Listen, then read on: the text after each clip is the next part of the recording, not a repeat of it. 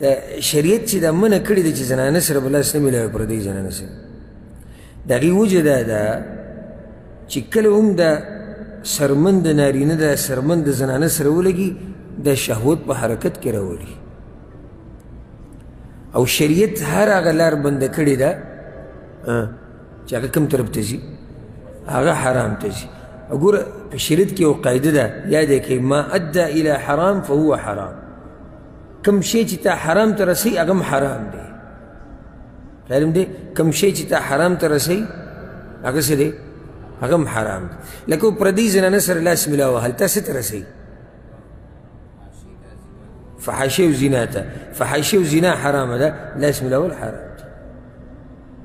پردۍ زنانه ته که ته بغیر ضرورته یا هغه جدا مسلې دي استثنایي حالات چې دي، پردۍ زنانه ته که ته تا رسوي څه ته؟ حرامو ته، نو دا نظر څه شو؟ حرام شو. هر هغه شی چې تا حرامو ته رسوي هغه حرامېږي. ځکه شریعت دا منع کړې ده چې پردۍ زنانه سره به لاس دا به نه میلاوي. دا بلکې دا وګوره د پردۍ زنانه ته که ته دا خطرناک دي که لاس میلاول ورسره خطرناک دي؟ ولې؟ کیدای شي دی جواب وي. ته څه وایې؟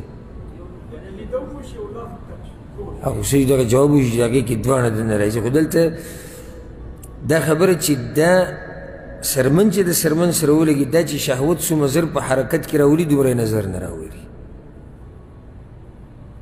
نو ځکه شریعت بلکل هغه لار بنده کړې.